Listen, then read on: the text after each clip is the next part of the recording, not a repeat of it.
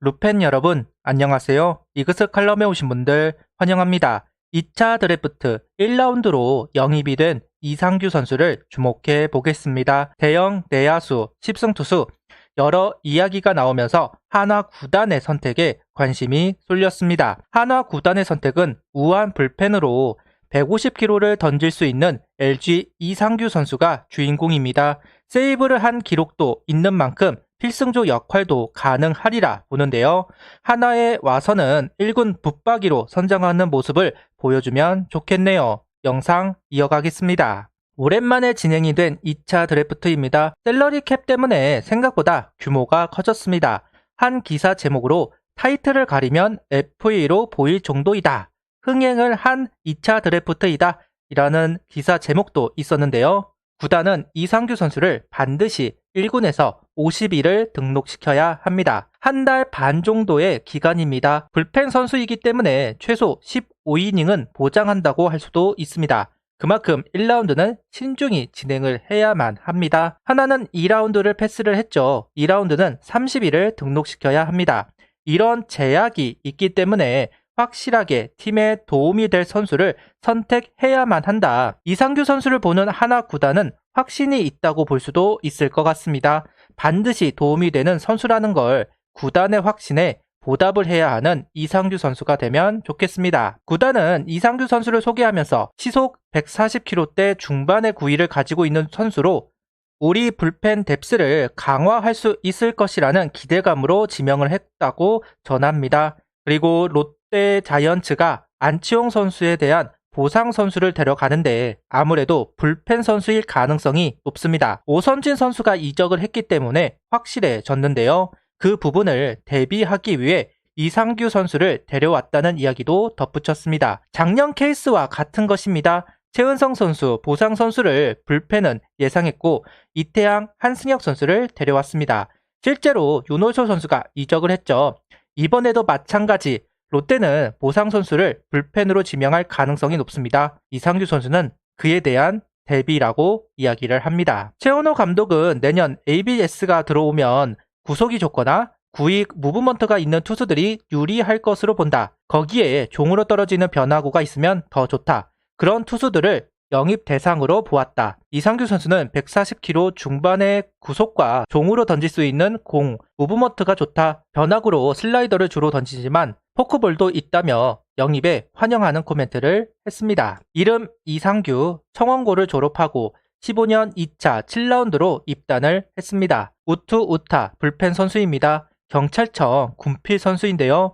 팀 내 동기로는 김범수, 김민우 선수, 이도윤, 주현상 선수, 그리고 박윤철 선수가 동나이대 선수입니다. 이 나이대 선수들이 팀의 주축 선수로 지탱해 주어야만 하는데요. 중간층으로 성장하는 나이대에 있습니다. 김민우 선수는 이닝을 책임지는 선발, 김범수, 주현상 선수는 주축 불펜, 이도윤 선수는 24시즌 유력한 주전 유격수 후보입니다. 팀의 중심이 되어야 하는 만큼 이상규 선수도 잘 적응을 해서 역할을 하면 좋겠네요. 이상규 선수는 주로 퓨처스에 있었습니다. 고우석, 정우영, 함덕주, 백승현, 유영찬, 최동환, 박명근 등등 워낙 좋은 불펜들이 있다 보니까 그 틈을 파고들기는 어려웠다 볼 수도 있을 것 같은데요. 이상규 선수는 20시즌 주목을 받았습니다. 28경기를 출장하고 31이닝을 던지는 동안 2승 3패, 4세이브, 1홀드를 기록하면서 가능성을 보였는데요. 하지만 이후 제구가 왔다 갔다 하고 구속도 오락가락하면서 21시즌을 망쳤고 군입대 후 23시즌 복귀를 했습니다. 그리고 좋은 성적을 기록했습니다. 7.2이닝 동안 평균 자책점 2.35, 5볼넷 6삼진 기록하면서 반등하는 모습을 보여줍니다. 특히 퓨처스 기록이 월등합니다. 27경기 2승 1패 2세이브 3홀드 평균 자책점은 1.75, 25.2이닝 4볼넷 15삼진 뛰어난 성적을 만들어냈습니다. 이상규 선수의 문제점은 두 가지입니다. 구속이 오락가락한다, 제구가 왔다 갔다 한다는 것이었습니다. 일단 성적으로만 본다면 많이 나아졌다고 볼 수는 있을 것 같은데요. 1군에서는 아직 볼넷이 적지는 않지만 퓨처스에서는 확실히 줄어든 모습을 볼 수가 있었고 성적으로 이어졌다는 부분 기대를 해볼 수 있는 스탯이 아닐까 합니다. 구종은 평속 146km 포심과 142km 투심, 그리고 슬라이더 커브, 스플리터, 체인지업, 다양한 공을 던지고 있습니다. 23시즌 비율을 보면 투심을 50% 절반을 던졌고 슬라이더를 중심으로 커브를 섞어내고 있습니다. 떨어지는 공은 스플리터를 던지는 선수입니다. 완전히 비율을 바꾸면서 성적이 좋아졌습니다. 포심을 버리고 투심을 선택했고 커브의 비율을 엄청 늘렸다는 부분이 달라졌네요. 나름 답을 찾은 이상규 선수라고 이야기할 수는 있을 것 같습니다. 이제는 투심볼러 자신의 길을 찾았으니 이제 꽃을 피우면 좋겠습니다. LG도 불펜이 강하지만 한화도 만만한 불펜진은 아닙니다. 특히 구속면에서 어느 팀과 비교해 꿀리지 않는 한화입니다. 나이대도 다양하게 있습니다. 확실하게 1군에서 자리를 잡기 위해서는 세이브를 할 수 있다는 것을 드러낼 필요가 있습니다.